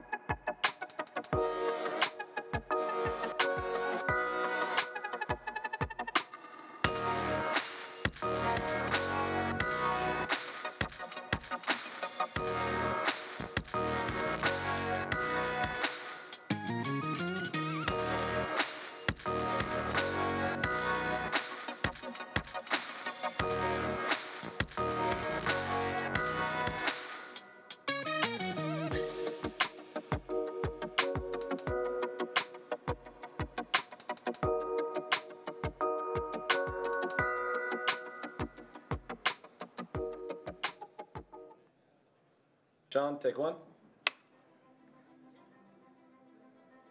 Playtest is truth. Unveiling and announcing games is one part very, very exciting and one part absolutely terrifying. Hurts, man.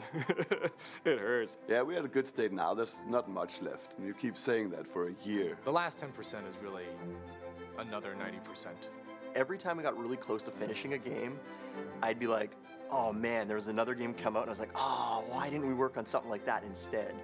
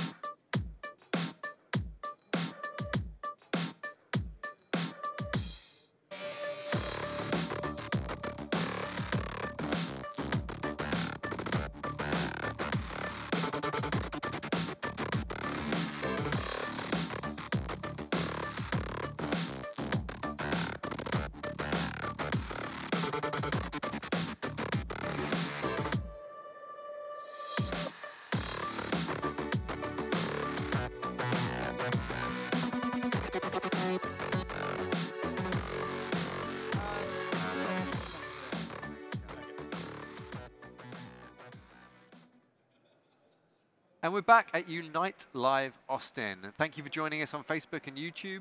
I'm here with Lucas. I'm Will, and we're talking to Andrew Parsons. Andrew, thank you for coming on the show. No problem. Hey, good. How you doing? So, Xbox Live Creative Program. Tell us about it. So, Xbox Live Creators Program is an open program that allows any developer to actually publish games on both Windows 10 and Xbox One with the Xbox Live services.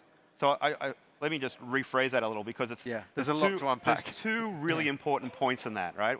One is it allows any developer, right? It's an open program, no certification required, no approvals process required other than the standard store process.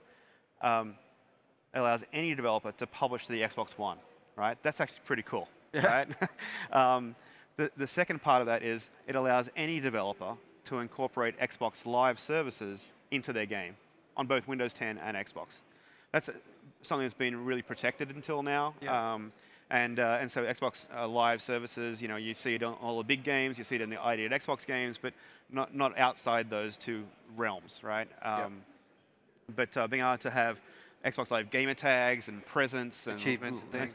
Well, that was a good segue. Okay. There are a couple of things that you do not get in the open program, in the creators program. Achievements and gamer score, and the multiplayer on Xbox. Okay.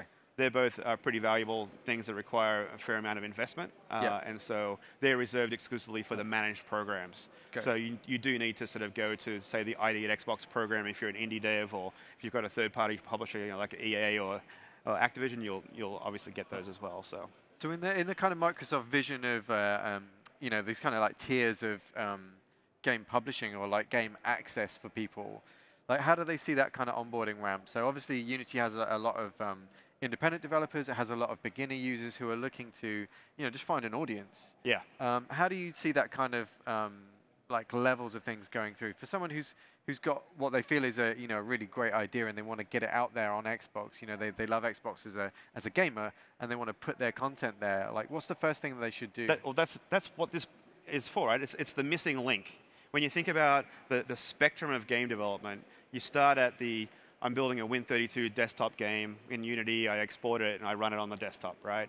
The next stage is, hey, I'm going to build a UWP game, put it in the Windows Store, get that 550 million Windows users access stuff.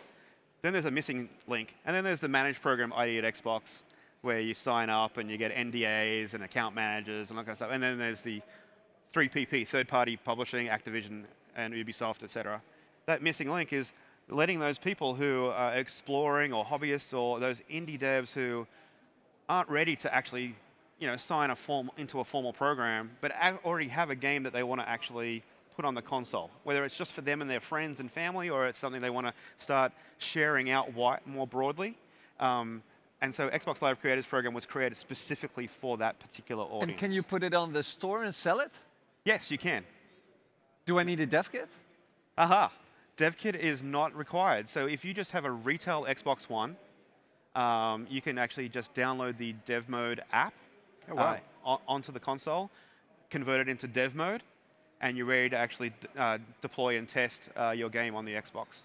There's no dev kit required. Sit it next to your laptop, plug it in, deploy, play on the Xbox. Yep.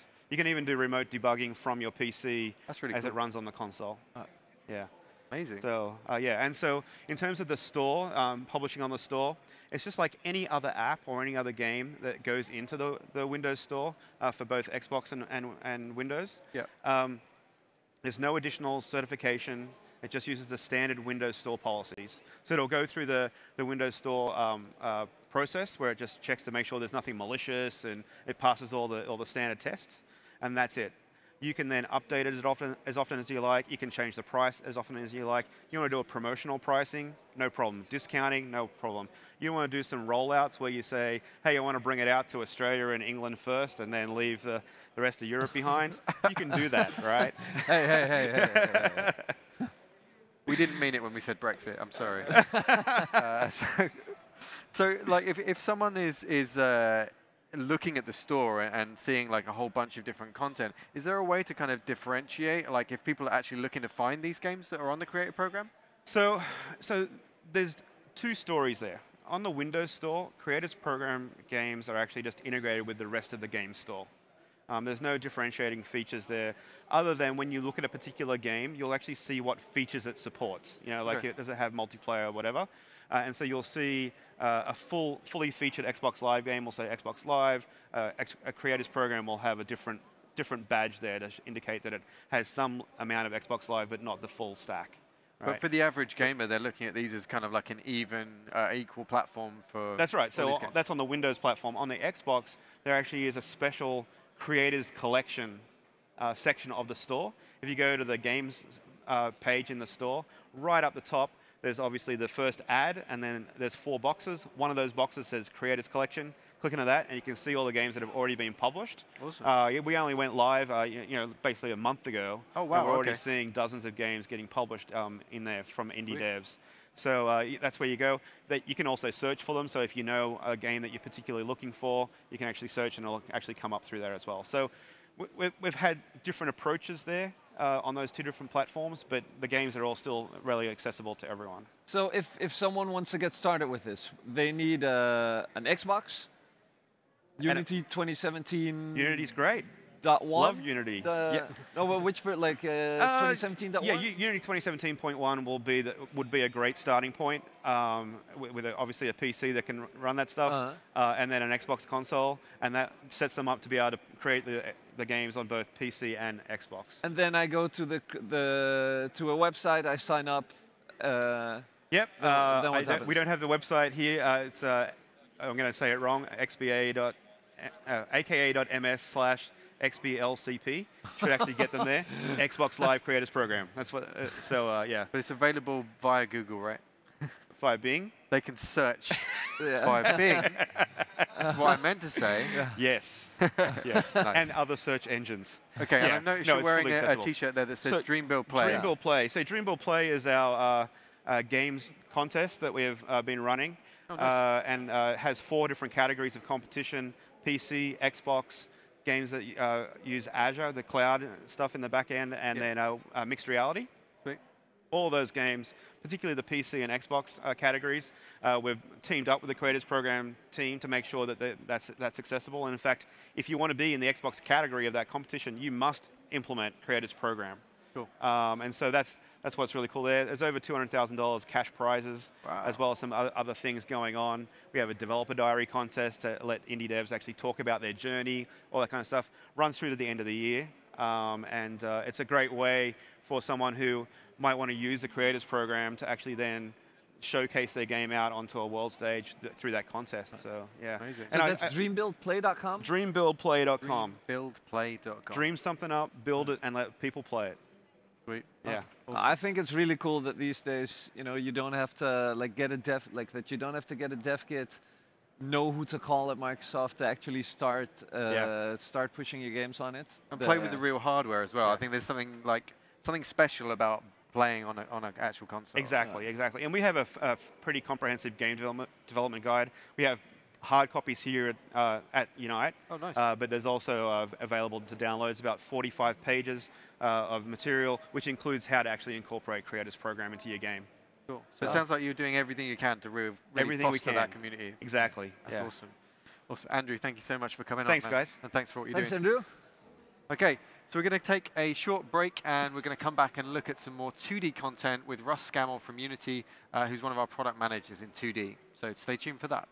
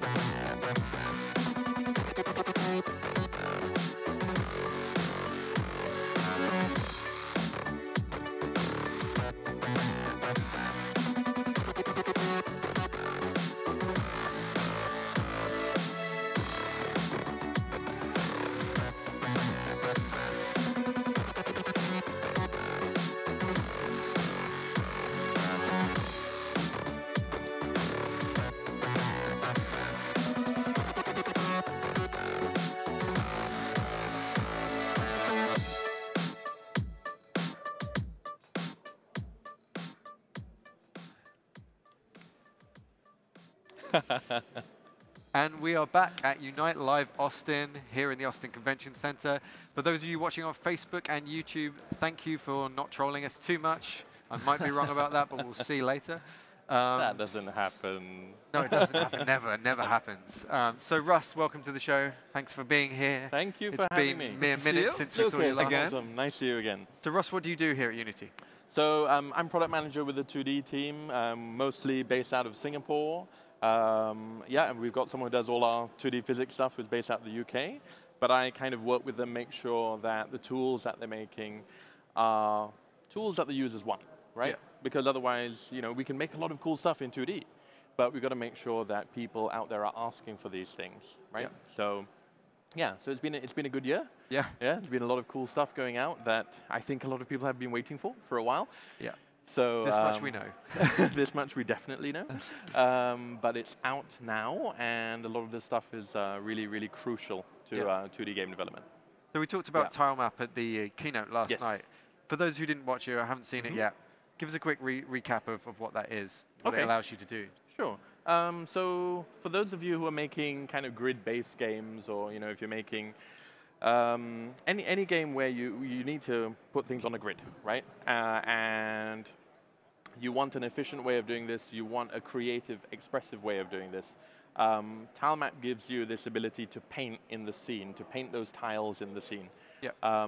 And this is really, you know, it's something that I get quite excited about when I think about it, because you're painting in the scene, right? Yeah, it's cool. You're not like placing things one by one and then moving them around. You can actually like start to sketching, right? You can work with all the sketch tools that you're familiar with. You can do a box fill. You can just add colliders around that, and all of this stuff just plays really well with all of the sprite tech that we already have. Yeah. So yeah. It's a fun system. I think it's really easy for people to get into if they've never done 2D games. It's a really good entry point. If you've never done 2D in Unity, this is what you want to start with. Cool. Yep. So one of my favorite parts about it that I thought was really compelling is the fact that, you know, we talk about just painting in the scene. Yep. You know, like, oh, I've painted a level. Here's like a Zelda-like top-down thing. I've painted it all out. Sure. But then it also generates all the colliders, so it's kind of ready to go as a game. I find that pretty amazing. Yep. I think we got pretty good response on that, and I had a few conversations with some of the devs here, even after the keynote, and they were like, "So that stuff just works?" And I was like, "Yeah, you know, it's like you bring in the colliders, and because your sprites already have some kind of collision data on them, we can make use of that stuff, right?" So if it's just the grid, we could do that. Like, as long as the grid is filled up, we could do grid-based collision. Yeah. But the really powerful stuff is what we call the physics-shaped data. And this is on all your sprites when you bring them in. And it's what the other colliders use to generate, say, polygon colliders and things like this. So the tile map collider will derive that stuff from each tile, because tiles are just a reference, just holding a reference to a sprite. And then they can generate that really accurate physics collider shape that you want. And then presumably you can then tweak that if it's not quite what you need it to be. Say you've got some grass and you want the character to be slightly within that grass. Yes. Okay.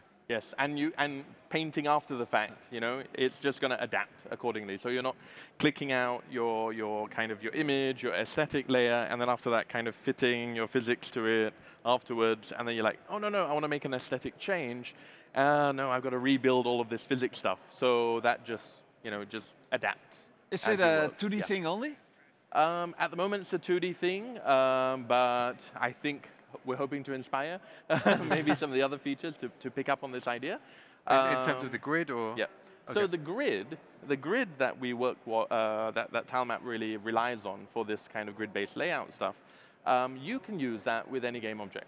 So you can use that you can take away the tile map completely, and you can just put a grid component down, and that's going to give you kind of a snap to grid for laying out your game object. So someone could easily write a 3D, you know, grid-based layout tool on top of the grid component. You could, yeah. If that's something that will, right? I'm pretty sure, knowing our community, you know, they're a really creative bunch. We're going to see one, I think, in no time. Yeah. Amazing. You mentioned about 2D physics just now. We're talking about the tile map collider. Yes. What other 2D fun stuff have we added in 2017?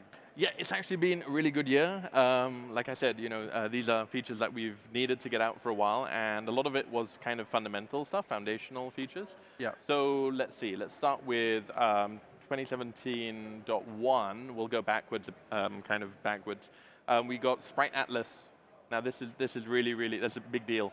Yeah. So those of you who are used to marking packing tags for your sprites, you can get away from this workflow. And the Sprite Atlas is just an asset. Yeah.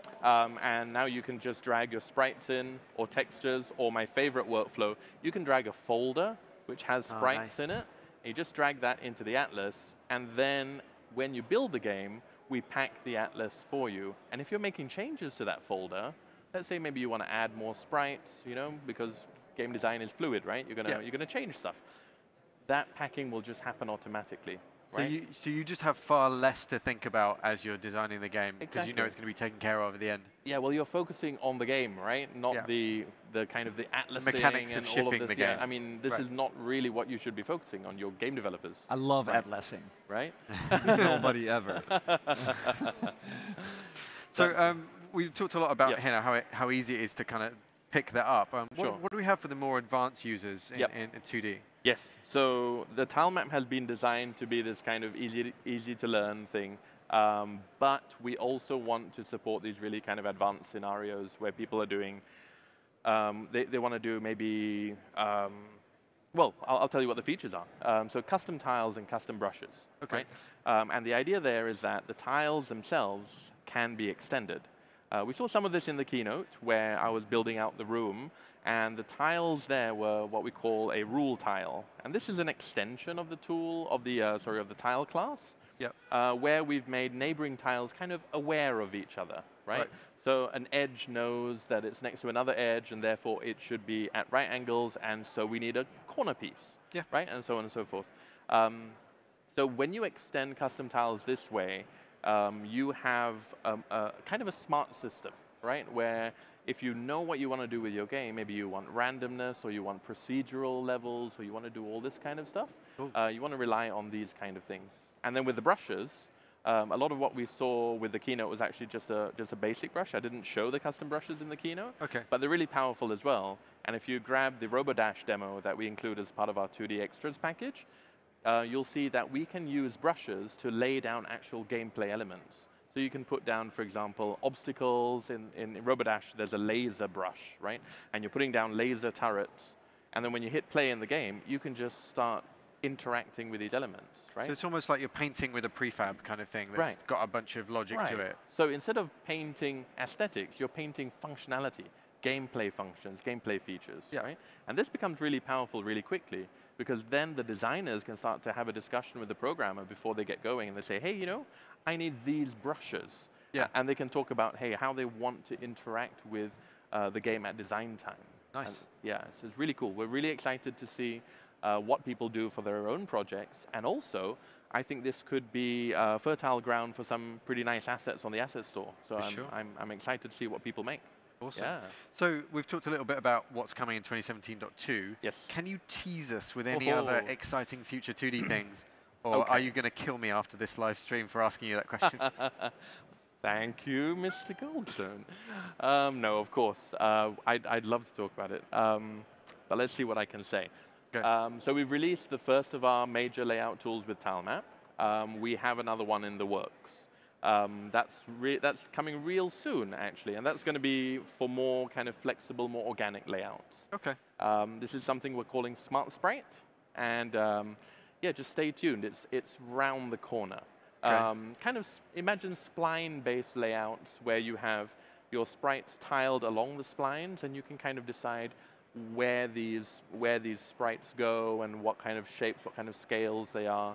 So more for games that are kind of like the Rayman Origins kind of feel. You're in the right area. Organic. Exactly. Yes, organic levels where you need to step away from that kind of being locked in a grid. Great. Yeah. Amazing. We're also looking at animation tools. I won't dig too deep into that, but every game needs some kind of character, some kind of focus, right? The protagonist in your game, and that's going to be your character. That's going to be something that needs to be animated beautifully, needs to be brought to life. So we're bringing some tools that are going to help you with that straight into Unity. You're going to see some nice. Hey, last question. What's the coolest 2D game you've seen come out this year? Oh, you know, that's hard. You put me on the spot. I see so many cool 2D games. Well, I have to go with the winner of our Golden Cube this year. I was so happy to see that. It's pretty like it is gorgeous. I mean, the name of the game is Night in the Woods. Night in the Woods, yeah. And so good. Night in the Woods was. I mean, you look at the art style there, and you look at how cohesive all of it is, and you're like, you know, whatever you choose to do, 3D, 2D, XR, if you've got your art down and you know what you're presenting to your audience, and you draw people into your world. That's it, right? I mean, we're making experiences, and those guys definitely made an experience. That game's like, it looks amazing. Yeah. And I love cats. I love cats. The internet doesn't have enough cats yet. Nope. So. No, I've barely seen any on there. Yeah. Russ, thank you so much for coming on the show. Thank you very much, Will. Thanks for all the duties. Always a pleasure, guys. Cool. We're going to take a quick break, and after the break, we're speaking to Aurora Dimopoulos from Unity about our Learn project, and we'll see you in a moment. Do you know you are losing 97% of paid gamers in Southeast Asia? Why is this so? You've just developed a game and you want to market it to this region. Publishers and experts in this field would often advise that it is an extremely difficult market to penetrate. Fast forward, mobile games storm the world, and Southeast Asia is one of the fastest growing markets. Monetization is now not just a want, but a need. But then you realised your marketing efforts were not gaining any returns. This is because gamers are paying through scratch cards and local telcos, not through the main distribution channels. After all, credit card penetration in some regions can be as low as 3%. That's a little discouraging. The time, effort and money you've put in had gone to waste. There's got to be something to change this. Integrate Cloud Moolah. Here's how you do it. Enable and choose in-app purchase services. Choose Target Cloud Moolah. Build and run on Android. On Cloud Moolah Developers Portal, add your game. Proceed to add your APK. And there it is, you're done. Besides helping you to monetize your game, we can also be your partner in entering Southeast Asia. Come and join the community of developers who are using Cloud Moolah too. Integrate Cloud Moolah and start earning Moolah today. 3 hours outside of LA right now in a mine. It's a desolate mine. We're going to do something which I've always wanted to do, which is really cool. You just get that weird randomness. You know, you get it for free. It feels like World War I in there with mustard gas. It's not easy. It's for sure not easy. The world is going to look as close to real as we can get to in a real-time engine.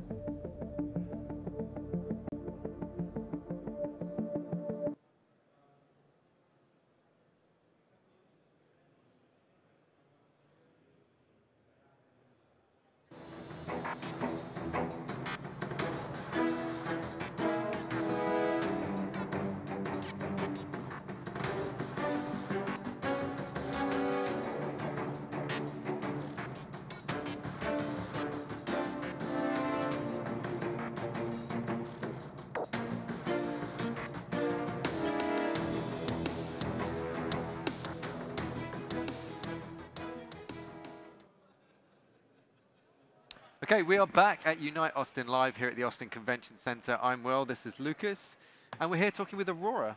Welcome. Hello. Hi. Give you a polite handshake. Hi, polite handshake. Like we've never met before. So Aurora, what do you do here? I'm a producer on a team called the R&D Content Team, and we create learning materials, small demos, small game example projects, mainly for our Unity users to learn from. So what kind of stuff have you guys released that people will have seen and learnt from in the past? So we recently released a game called Trash Dash, which is actually also on the iOS App Store and Google Play. It's also on the Asset Store. It's a full Endless Runner example game that people can learn from.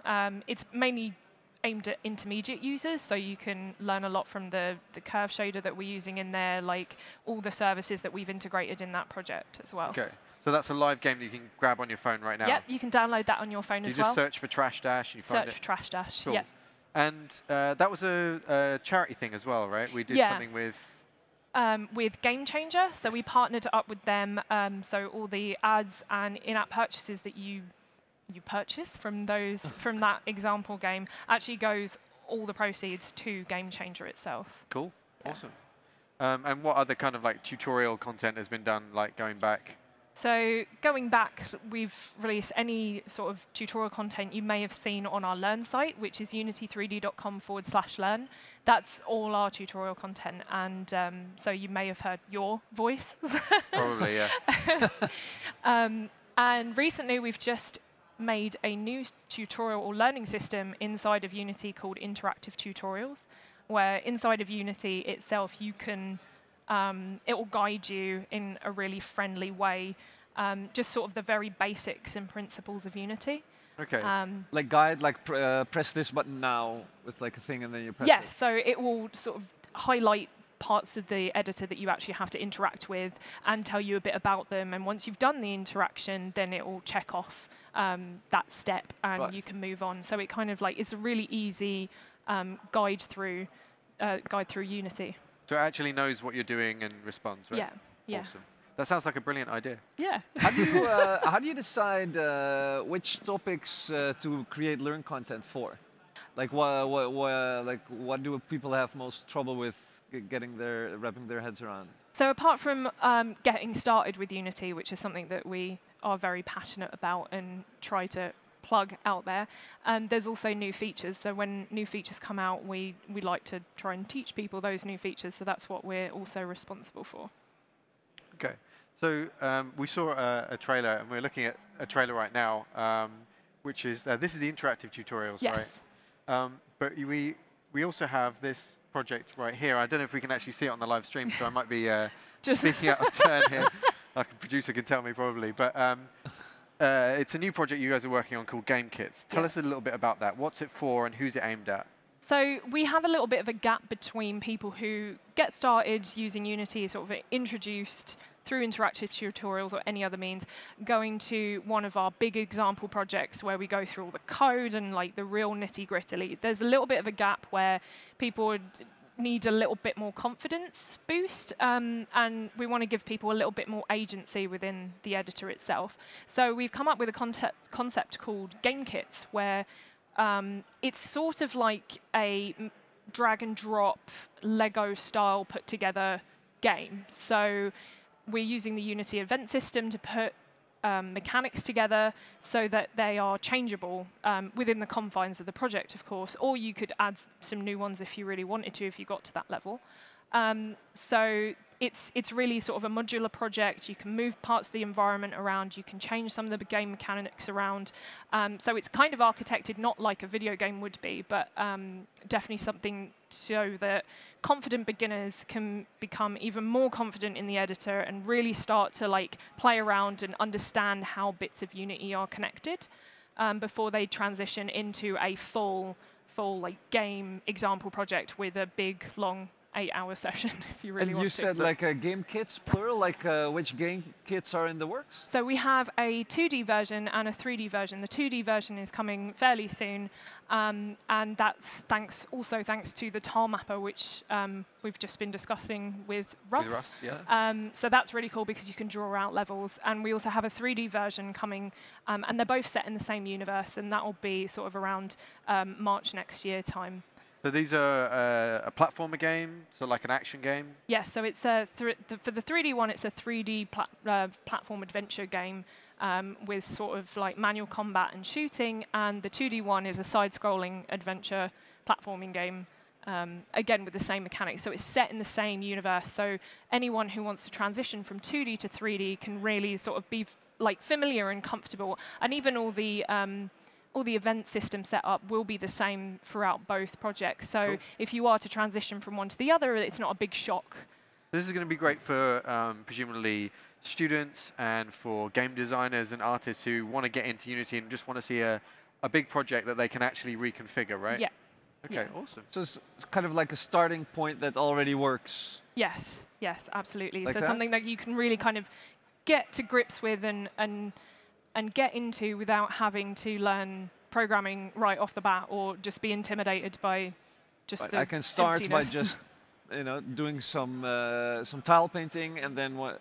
And then press take it from play there. and the character is already set up so you can actually start moving around. So you've put together like a pack of, like a teleporter and a key and like all the sort of like typical game mechanic things that people can. That you can put together. interconnect and make interactive whichever way you want. And we were also providing like example levels and an example game so that you can dig in. If you don't want to dive in with a blank slate, you can just edit what's already there and start to get to grips with it. So if I want to get in and break it, as everybody probably will, I can go in and like, I can shoot a door and make a key appear or something. If you crazy really like wanted to. I can just drag it. I quite like that. You could, Will. You could. I will. Yeah. Cool. So that's game kits, and you said they're coming. When are they coming? They're coming. So the 2D one's coming within the next 2 months, and the 3D one will be around March time next year. Cool. So presumably you're going to build like a lot of sort of training content, sort of tutorials, live training, documents, articles. Are you going to be able to build that into the interactive tutorials that we saw as well? Or Yes, so we'd like to, if you are transitioning from an interactive tutorial, we'd like to keep you in that same space so it's not so much of a shock. So guiding you through how to use the game kits using an interactive tutorial, as well as some live training and some videos to go along with that if you want to dive in deeper. Awesome. So where can people go and find all of this stuff that you're making? So all the stuff that we're making always ends up on Unity3D/learn. Cool. Awesome. Well, that's it. Cool. We're wrapping the show. Thank you. Well done. Thank you very much. Thanks, Aurora. You're welcome. Okay, so that's our I really show. like the I'm not sure if people on the web stream. Yeah, why don't you sit back for a moment? I'm not sure if any people on the web stream can see it, but like in the trailer there was a bit of the 3D game kit. Yes. Was that like Cinemachine that I saw going A on? Cinemachine and Timeline, and we've got a lot of post effects in that as well. That's kind of like a little teaser trailer for the whole project itself. That will be coming soon. So you have the cutscene and game as well, like. Yes, so the cutscene transitions into gameplay using the magic of Cinemachine and Timeline. Well, I can really recommend checking out the Learn site. I'm a big fan of the Learn site. Like it had, like Will did a lot of stuff for it. Your team made a lot of stuff. It's really. It's so much better than just the the blank Unity scene you get when you when you open. So if you want to get started, please go check it out. And the demos that you mentioned, the game kits, they're here on the show floor for anyone. They are here on the show floor for people to check out. Oh, where is it? On the demo booth. Yeah. I'll show you. We'll take you. We'll take you there. Okay, let's go. All right, let's wrap this up. I want to. Cool. Thank you so much for joining us, everybody, live on YouTube and Facebook. This has been New Light Live Austin. We'll be back tomorrow at the same time, 11 a.m. to 1 p.m. And we'll see you then. Thanks. Ciao.